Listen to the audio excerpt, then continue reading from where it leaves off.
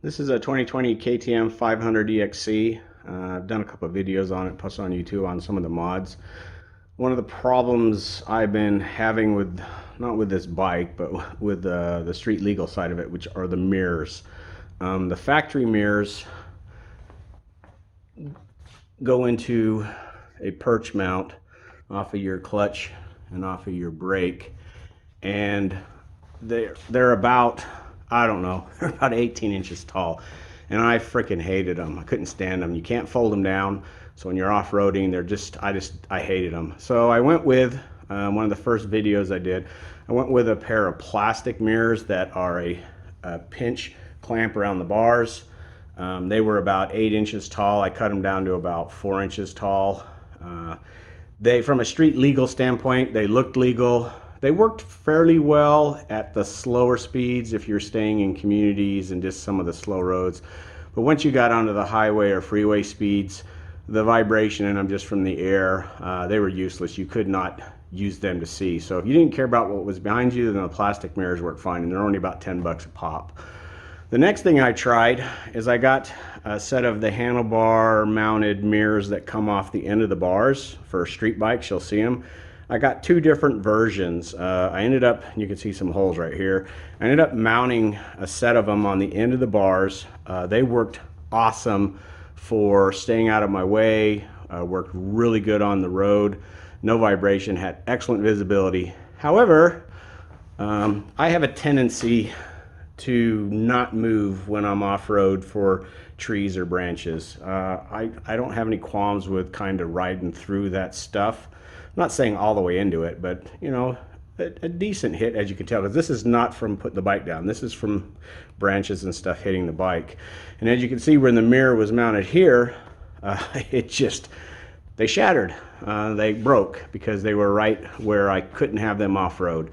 So then I went ahead and built a mount off of the Bark Busters, and these are actually real fast. These are a KTM wraparound. They have like a spherical mount here. It's a round dome head. They're freaking awesome for a handlebar mount. The wraparounds, they are solid as crap. So love the crap out of them.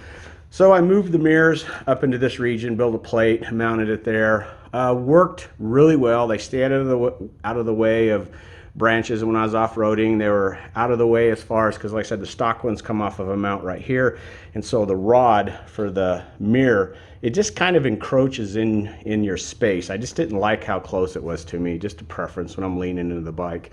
But the ones that I mounted here, they came up. They were really nice. Didn't vibrate. Didn't have any problems with them getting smashed or anything like that. But the one problem I did have is I really couldn't see very good behind me. Wasn't so bad for the stuff that was like right off my side, but I could not tell if someone was directly behind me. So once again, if you really don't care about true visibility, it didn't work too bad, but I like to have some pretty good essay when I'm on the street. So ended up saying I got to come up with a different mod. Both of these end bar mod ones, the mirrors that I bought, they're like an aluminum housing, good quality glass. They weren't cheap, but you can get them for like 25 bucks to like $35. So it was, you know, 2 to 3 times the plastic ones, but definitely worth it as far as the quality. But then I said, this still isn't working out. I need something that will work both on-road and off-road efficiently. Off-road, staying out of my way, being tucked, not in my cockpit area, if you want to call it, but just more out of the way. So I went ahead and bought the Double Take Enduro shorties, and what the shorty means is this mount right here. It's quite a bit shorter than the normal ones, which gives the overall height of the mirror down pretty good. These ones are just like the factory ones. They screw into your perch mount for your clutch lever and for your brake lever. I don't like that. Like I said, I don't like the mirrors closer to me in the cockpit off the handlebars. I like them further away. So what I ended up doing is, this is 3/4 inch aluminum square bar stock. I used a piece that is right about 2 1/4 inches long. I went ahead and drilled a hole in the center and then tapped it to take the double take thread pitch, which is the exact same one that would have been in your mirror perch for the stock. And then as you can see on the side here, I went ahead and cut half of the thickness of the aluminum off and made like a ledge. And then with these hand guards off, there's actually right underneath here, there's a recessed hole that where you can put a bolt in, and it's flush with the aluminum so it's not in your way. And you can see it poking out right there.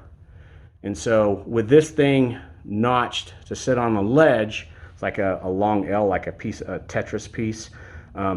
It can't rotate left or right. This thing cannot go rotate left or right. And then a good 10mm bolt holds it from going forward or backwards. So with this mount there, it has been probably the best mod I've done for the street legal side, which are the mirrors and actually being able to use them. The double takes are excellent for the quality of the glass, excellent for the minimal to little vibration. And like I said, if you've got a solid wraparound mount that doesn't vibrate too much, then your mirror is going to be perfectly fine. When I was doing multiple attempts of these different mirrors, I had notched out my hand guards. So eventually I'm going to go ahead and put new guards on it and then notch them specifically for this design, because it's like, this is my, I don't know, it's like my 5th design on trying to get the mirrors done. The one downside of this, the kit for these mirrors, it's right at $130. But if you want a solid off-road mirror that truly works on the street and that you can truly get it out of your way when you're off-roading, because you just rotate this and then you're just going to flip them down. I got to loosen it a little bit more. You just flip them down and out of the way. And sorry about the video, trying to do this one-handed, but you can see they're just right out of the way, nice and tucked, nice and streamlined. The other one does the same thing. The only thing you need to make sure you do is when you tuck them down is they're not vibrating either on the brake line or your clutch line or any other thing, because they will sit there off-roading, because you're definitely getting a lot more vibration out of the bike. They will sit there and chafe pretty good. So you just got to make sure you got about I don't know, a little over an 1/8 of clearance, and you'll be fine and it won't touch. And when you want to put them back up when you're off-roading and getting back on the street, it's really fast and simple to do. You can just get them back to where you need them really fast. Sorry, there you go. Just voila, and then you got them back to where you need them. So anyway, I thought I'd pass this information along for someone looking for a truly usable mirror for both off-roading out of the way and on the street for visibility, so you can see what the hell's behind you and actually use them from a safety perspective. I don't think there's another better option out there. It's pricey, like I said, $130 for the set, but it's just, in my opinion, it's the way to go. And I definitely, for off-roading on these style bikes, I would definitely go with the double take Enduro Short, they call it, because it knocks them down about 3 inches and it makes them really fold up extremely nice. So anyway, if you guys got any questions or if you got some comments, just drop me a note. Guys, have a good one.